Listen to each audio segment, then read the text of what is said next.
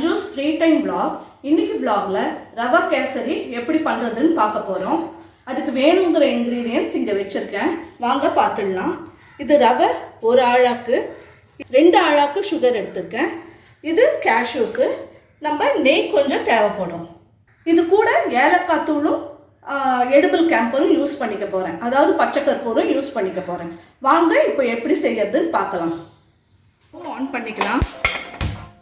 இப்போ side by side வந்து நான் வந்து ஒரு 3 டம்ளர் அளவு தண்ணி எடுத்து சுட வைக்க போறேன்.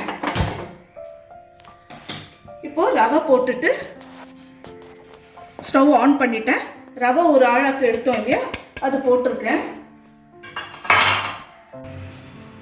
நெய் ஒரு 2 ஸ்பூன் போடுறேன்.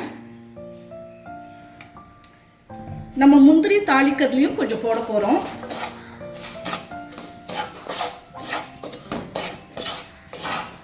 ரவையை நல்லா வறுத்துக்கணும்.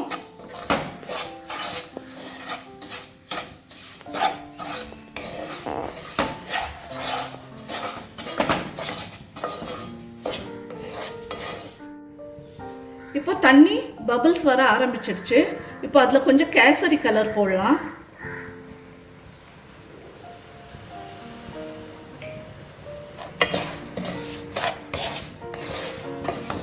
இப்போ ரவையும் சைட் பை சைடு நம்ம வறுத்துக்கிட்டே இருக்கோம். இதுவும் நல்லா வறுபட்டுடுச்சு. இப்போது அந்த தண்ணியை இதில் 3 டம்ளர் தண்ணி வச்சுருக்கோம் இல்லையா, இது ஒரு ஆழாக்கு ரவை. இதை இதில் ஊற்றிடலாம்.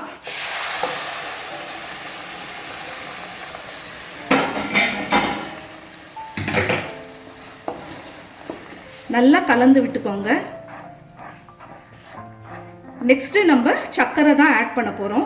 ஆனால் அதுக்கு இந்த தண்ணி வந்து நல்லா இழுத்துக்கணும். தண்ணி இருக்கும்போதே சர்க்கரையை போடாதீங்க.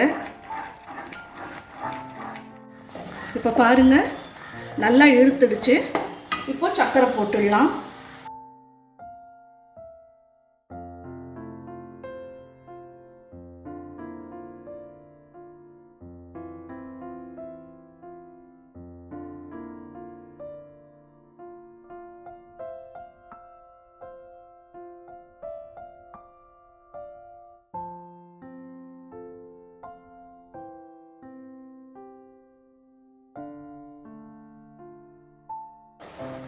எங்கேயும் கட்டி இல்லாமல் நல்லா கலந்து விட்டுக்கோங்க.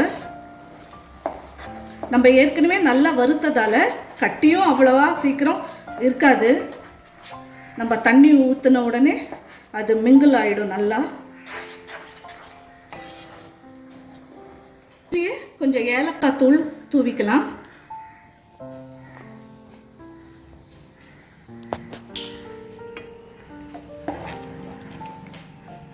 நல்லா கலந்து விட்டுடுங்க.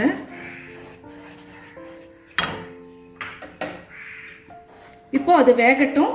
நம்ம அதுக்கு தாளிச்சிடுவோம்.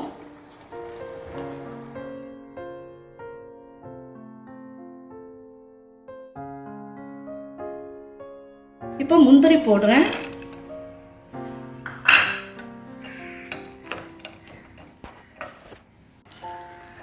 இப்போ பச்சை கற்பூரமும் போட்டுடலாம்.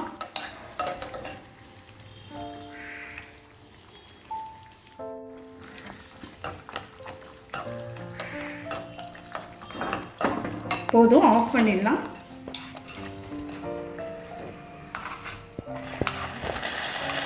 அதையும் கொட்டிடலாம்.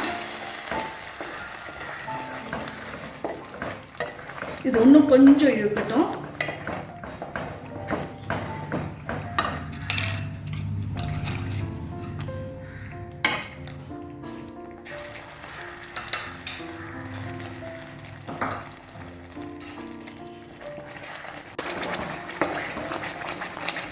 இப்போ நம்ம கேசரியும் ரெடி ஆயிடுச்சு.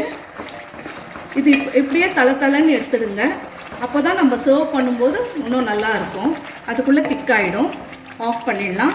இப்போ நம்ம ரவை கேசரியும் ரெடி.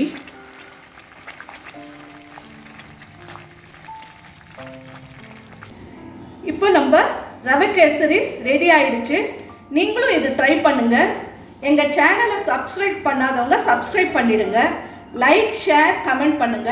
பக்கத்தில் இருக்க பெல் ஐக்கானை ப்ரெஸ் பண்ண மறந்துடாதீங்க.